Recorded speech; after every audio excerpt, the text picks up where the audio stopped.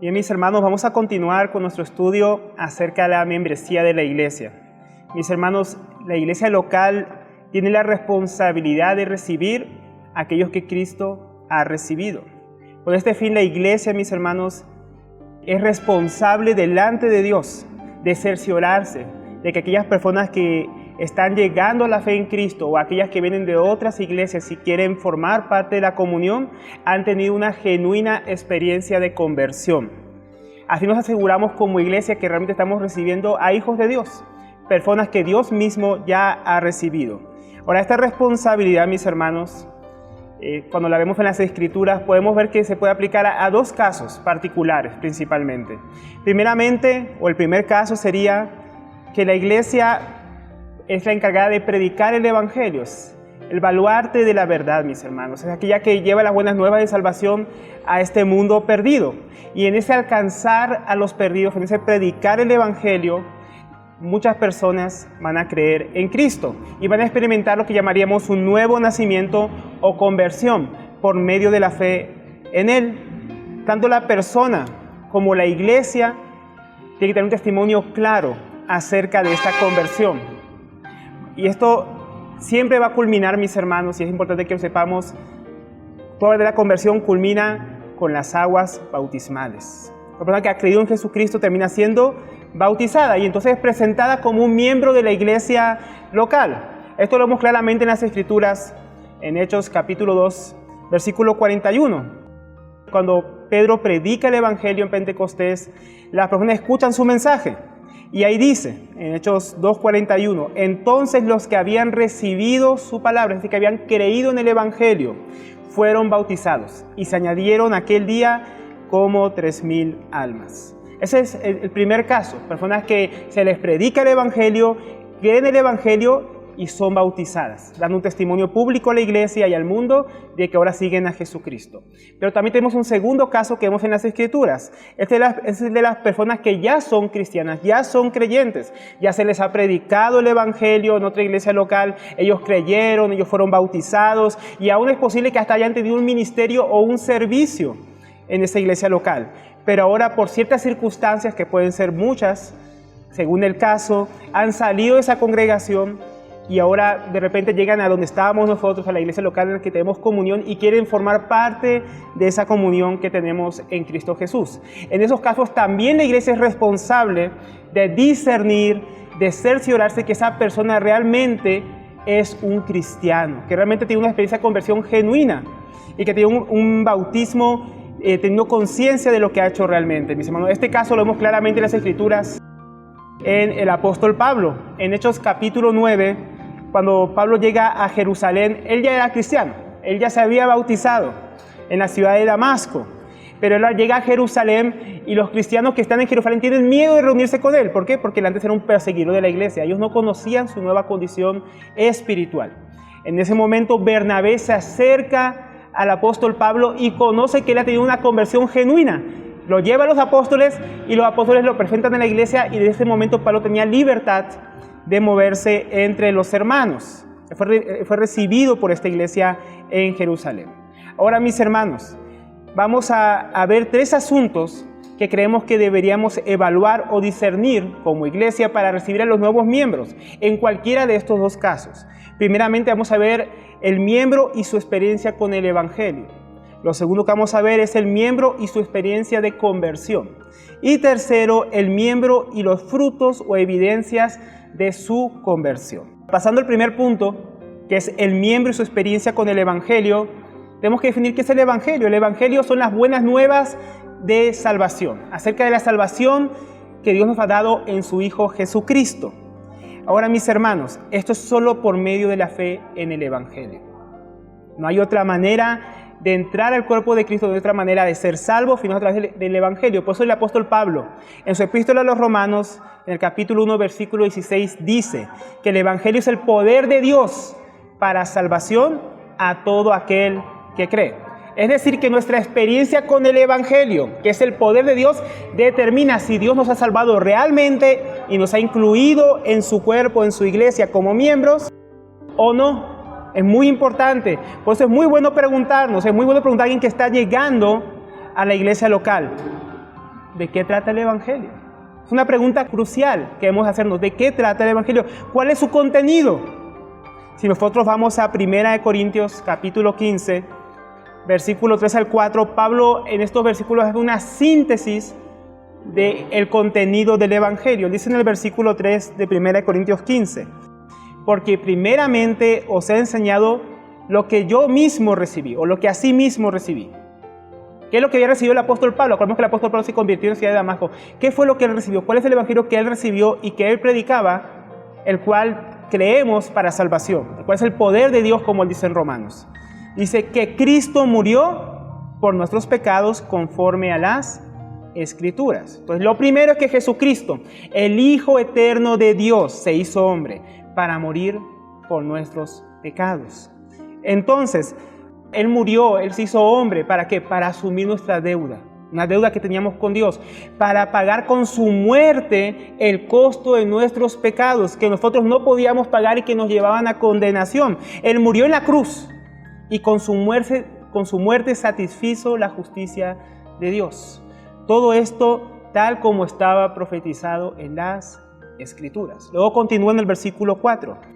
Y que fue sepultado y que resucitó al tercer día conforme a las Escrituras. Nos lleva un segundo punto del contenido del Evangelio. El Evangelio no solamente que Jesús murió por nuestros pecados, también es que después de morir, Él fue sepultado y al tercer día Él resucitó de los muertos. Jesucristo venció la muerte, dando testimonio así el Padre de que había aceptado el sacrificio de su Hijo por nuestros pecados. Y todo esto, mis hermanos, como estaba profetizado en las Escrituras. Ese es el contenido del Evangelio resumido brevemente. La obra de Jesucristo a favor de los pecadores para que sean perdonados de sus pecados y tengan vida eterna en Él. No es suficiente conocer el contenido del Evangelio, hay que creerlo. El Evangelio es poder de Dios para salvación a todo aquel que cree. Son únicamente los que creen que pueden acceder a los beneficios del Evangelio. En Juan 3:16 dice, porque de tal manera amó Dios al mundo que dio a su Hijo unigénito para que todo aquel que en Él cree no se pierda, mas tenga vida eterna. Entonces vemos que el Evangelio, mis hermanos, es un mensaje muy claro. Porque hoy en día se escuchan muchas cosas, que el Evangelio es esto, que el Evangelio es lo otro.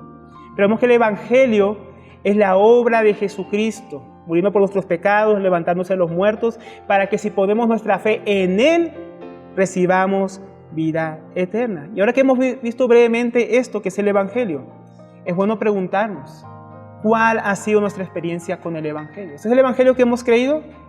¿No? Como dice Pablo, conforme a las Escrituras. ¿O qué es lo que hemos creído? ¿Qué es lo que hemos escuchado? Porque hoy en día en muchos ambientes habla del Evangelio de la prosperidad, que Dios te va a hacer millonario, que Dios te va a prosperar, que Dios te va a sanar. Pero vemos que el Evangelio es un mensaje concreto. Y este es el Evangelio que salva.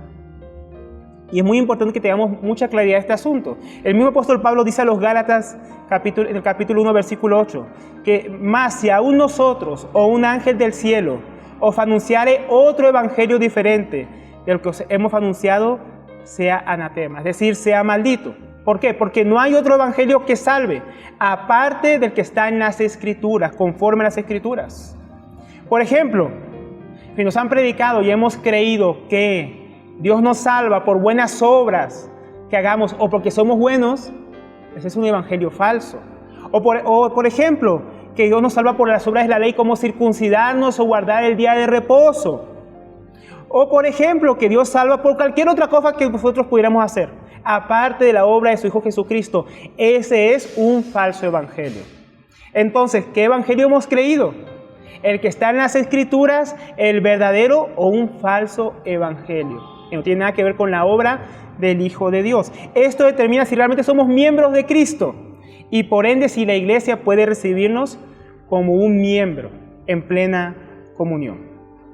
Ese es el primer punto, entonces nuestra experiencia con el Evangelio en la conversión. Ahora, nuestro segundo punto es el miembro y su experiencia de conversión. Ahora, si decimos que hemos creído en el Evangelio, entonces la Biblia, mis hermanos, habla de que hemos pasado de muerte a vida, de tinieblas a la luz, de una vieja manera de vivir a una nueva manera de vivir completamente diferente. Esto es lo que llamamos una experiencia de conversión o nuevo nacimiento. Ahora, la conversión, Cuando hablamos de conversión, mis hermanos, ¿de qué estamos hablando? Estamos hablando de una experiencia que todo cristiano genuino ha tenido. El Señor Jesús dijo a un hombre llamado Nicodemo: de cierto te digo, que el que no naciere de nuevo no puede ver el reino de Dios. Juan capítulo 3, versículo 3. Entonces, nacer de nuevo es una forma de referirse a la experiencia de la conversión. Es una nueva realidad a la cual se accede por medio de la fe en la obra de Cristo, como hemos visto, en el Evangelio.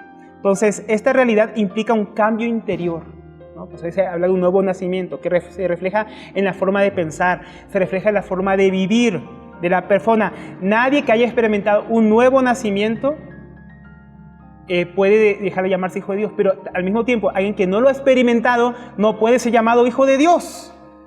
¿Por qué? Porque no ha creído en el Evangelio, no ha recibido esta experiencia. No puede por eso ser admitido como miembro de una iglesia local.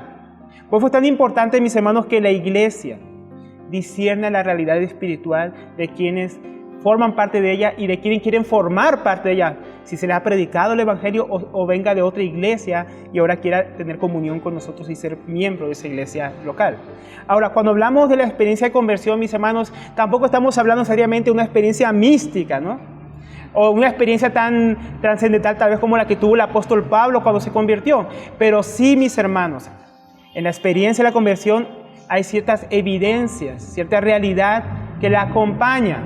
Por ejemplo, el Señor Jesucristo también dijo a Nicodemo, y en Juan 3, versículo 5, de cierto te digo, el que no naciere del agua y del Espíritu no puede entrar en el reino de Dios. Aquí el agua, mis hermanos, como uno puede ver en otros pasajes de las Escrituras, es la palabra de Dios. La conversión está íntimamente relacionada con la palabra de Dios. Ya vimos que específicamente se refiere al Evangelio, ¿no? Tenemos esa experiencia con el Evangelio, porque a través del Evangelio es que experimentamos ese nuevo nacimiento. A través de la fe en el Evangelio viene esa certeza y convicción de que Cristo murió por mis pecados, que se levantó de los muertos y ahora Él me ha recibido como un hijo suyo en su cuerpo. Esa experiencia nos lleva a pasar de esa muerte espiritual a una vida espiritual. Eso nos lleva a lo segundo. También dice que si no nace del Espíritu. El nuevo nacimiento fue una experiencia espiritual, donde el Espíritu Santo nos imparte vida interior, vida espiritual, y nos da testimonio de esa nueva vida que Él nos ha dado. Como dice Romanos capítulo 8, versículo 9, si alguno no tiene el Espíritu de Cristo, no es de Él. Y también Pablo añade en el versículo 16 del mismo capítulo, el Espíritu mismo da testimonio a nuestro espíritu de que somos hijos de Dios. Ahora, si nos examinamos a la luz de estos versículos que acabamos de leer, mis hermanos, podríamos preguntarnos, ¿cuándo hemos nacido de nuevo? ¿Cuándo vivimos esta experiencia espiritual interior que estamos hablando aquí? ¿Cuándo fue ese nuevo nacimiento? La iglesia tiene la responsabilidad de discernir y preguntar a un nuevo creyente o a aquel que se acerca porque quiere ser parte de la comunión. Tiene que preguntarle cuál ha sido esa experiencia de conversión, cuándo se convirtió, cómo ha sido esa experiencia, para ver si esa experiencia ha sido genuina. No es que nosotros seamos jueces de la salvación de Dios en las personas, pero una verdadera conversión va a ser evidente, va a tener este testimonio interior, este testimonio de fe en el Evangelio y de que Dios le ha dado una nueva vida en Él. Y esto es muy importante, algo que le debería preguntar, porque esto también podemos ver, mis hermanos, como decíamos al principio, el sello de esta conversión, que cuál sería el bautismo. Si alguien va a ser bautizado, debemos preguntarle cuál fue su experiencia de conversión. ¿Ya naciste de nuevo? ¿Qué crees acerca del Evangelio? ¿Qué crees acerca de Jesucristo? ¿Por qué te quieres bautizar? ¿No? Estas son preguntas que son muy importantes para alguien que dice que tiene una verdadera experiencia de conversión y quiere pasar por las aguas. Pero al mismo tiempo, alguien que ya viene de una iglesia, que ya ha sido bautizado, que ya dice que ha tenido una experiencia de conversión, tenemos que preguntarle cómo fue esa experiencia de conversión, cómo fue su bautismo. Cuando se bautizó, ¿entendía el Evangelio? ¿Había creído en el Evangelio? ¿Tenía conciencia de esa nueva realidad interior, de ese nuevo nacimiento? O porque hoy en día muchos se bautizan, ¿no? Estaba en un picnic y estaban bautizando hermanos y me ganó la emoción y me bauticé. O estaba en un campamento y me emocioné y me bauticé al ver que otros también se estaban bautizando. Pero a veces muchas personas se bautizan sin ese conocimiento, sin ese entendimiento, sin esa experiencia del nuevo nacimiento. Entonces es muy importante que en la iglesia, cuando viene alguien, le preguntamos cómo fue esa experiencia de bautismo, de supuesta conversión. de haber creído en el Evangelio. Ahora, por último, el miembro y los frutos o evidencias de su conversión. La iglesia tiene que discernir y conocer los frutos que evidencian una verdadera conversión. Entonces somos muy ingenuos y decimos personas que dicen que son cristianas sin evaluar a la luz de las Escrituras los frutos de una verdadera conversión. Que así como la conversión trae una nueva realidad interior, también es cierto que esta realidad se va a reflejar en toda su vida como creyente. En el nuevo creyente que está por bautizarse, por ejemplo, estos frutos van a ser medidos de una manera muy diferente a un creyente que lleva muchos más años. No esperamos tal vez ver ahí frutos maduros en un nuevo creyente que quiere bautizarse. Pero si ha creído realmente en Cristo, va a haber una evidencia. Estos frutos deberían ser más evidentes, obviamente, en un cristiano que lleva más años. Debería haber más madurez en esos frutos. Debería haber habido una perseverancia en esos frutos. Y van a ser más evidentes para nosotros. Ahora, ¿qué frutos podemos evidenciar? ¿De qué frutos estamos hablando, hermanos? Primeramente, como ya hemos venido viendo, un primer fruto sería la fe en el Evangelio de las Escrituras. Alguien que ha creído realmente en el Evangelio conforme a las Escrituras tiene fe verdadera en Cristo, comprende quién es Jesucristo, cuál fue la obra que hizo por él. Si le preguntáramos, ¿qué hizo Jesús por ti? Él podría decir claramente, Jesús murió por mis pecados. Jesús se levantó al tercer día. Jesús está a la diestra de Dios. Jesús vuelve otra vez. Estas son cosas fundamentales acerca del Evangelio. Es muy raro que alguien que lleva tiempo en Cristo no sepa expresar en qué ha creído. ¿Cuál es el Evangelio en que ha creído? ¿Cuál es su contenido? ¿Cuál es la fe que le salva? Y el que ha creído en este Evangelio, él va a tener una paz que viene de Dios. Tú vas a poder preguntarle y él te va a poder responder, yo creo que mis pecados han sido perdonados por mi fe o por la fe en Jesucristo. Alguien que no tiene convicción en el Evangelio no va a poder decir eso. Va a decir, no, yo todavía me siento culpable. Puede que un nuevo creyente luche, ¿no?, con la fe de que ha sido perdonado. Pero un creyente que lleva tiempo en el Señor tiene esa certeza de que ha sido perdonado. Entonces, la fe en el Evangelio de las Escrituras. Segundo fruto que podríamos evidenciar es el arrepentimiento de sus pecados. Un verdadero creyente, alguien que realmente ha nacido de nuevo, ya no vive esclavizado a los pecados que lo tenían atado antes de su conversión. Obviamente como cristianos seguimos pecando, pero el poder del pecado en un verdadero creyente ha sido quebrantado. Ahora el creyente puede vencer el pecado, puede tener victoria sobre aquellos pecados que lo ataban, o sobre la mayoría de los pecados que lo ataban o esclavizaban antes de llegar a la fe en Jesucristo. Una buena pregunta para alguien que está llegando a la comunión es, ¿te has arrepentido de tus pecados? ¿Has experimentado el poder de ser libre de los pecados que te ataban? ¿Estás viviendo una vida de arrepentimiento constante? Cuando pecas, ¿te duele? ¿No? Cuando antes de Cristo, seguramente cuando pecábamos no sentíamos ningún dolor, sino solamente remordimiento, que hacíamos mal. Pero alguien que ha pasado de muerte a vida, ahora le duele su pecado. El Espíritu Santo le muestra su pecado y lo lleva a contristarse y eso lo lleva al arrepentimiento. Entonces el arrepentimiento, mis hermanos, es un fruto que evidencia una verdadera conversión. Un tercer fruto o evidencia puede ser que tiene comunión con la palabra de Dios. Como vimos en la enseñanza anterior, los que se bautizaron perseveraban en la palabra. Alguien que ha nacido nuevo va a querer perseverar en la palabra de Dios tanto privadamente como públicamente congregándose. Él anhela ahora la palabra de Dios y comienza a entenderla, ¿no? Cuando antes de no ser cristiano leía la palabra uno no comprendía. Ahora uno lee la palabra y uno siente que el Espíritu Santo mismo le está explicando la palabra. Uno experimenta que ahora puede comprender el Evangelio de Jesucristo, puede comprender la palabra de Dios cuando la escucha, cuando la lee. Y anhela tener esa comunión diaria con la palabra de Dios. Eso marca la diferencia entre un falso creyente y un verdadero creyente. Un falso creyente no quiere tener nada que ver con la palabra de Dios, le repulsa, le causa fastidio, le molesta, pero ahora que uno ha nacido de nuevo, ha experimentado un cambio de naturaleza, uno ama la palabra de Dios. Uno quiere exponerse a la palabra de Dios. Uno quiere conocer más a ese Dios en el cual ha creído por medio de las Escrituras. Entonces sería una tercera evidencia, ¿no? Tiene comunión con la palabra de Dios. Una cuarta evidencia o fruto es que tiene comunión con Dios por medio de la oración. El nuevo creyente desea orar. Así como un niño que nace llora para expresar sus necesidades, llora para expresar su dolor, llora para expresarse. Un nuevo creyente, alguien que nació de nuevo, no va a llorar, pero va a orar. Tal vez torpemente, pero va a orar. Y un cristiano que lleva más tiempo en Cristo, esperaríamos aún que así como un niño que va creciendo, va madurando y va aprendiendo a hablar, también tenga una vida de oración cada vez más profunda. Entonces, cuando alguien viene y dice que ha nacido de nuevo, uno puede preguntarle, ¿oras? La pregunta no es si yo ora como un arcángel, ¿no? La pregunta es, ¿oras? Porque tiene comunión con el Dios que le ha dado vida eterna. Tiene una vida interior, tiene esa necesidad de orar a su Padre Celestial. Eso lo vemos en el apóstol Pablo claramente, en Hechos de los Apóstoles, capítulo 9, cómo lo encontró Ananías, cuando el Espíritu Santo lo mandó a bautizarle y a sanarle de su ceguera. Lo encontró orando. Lo encontró orando. ¿Dónde debería encontrarse un cristiano regularmente? Orando.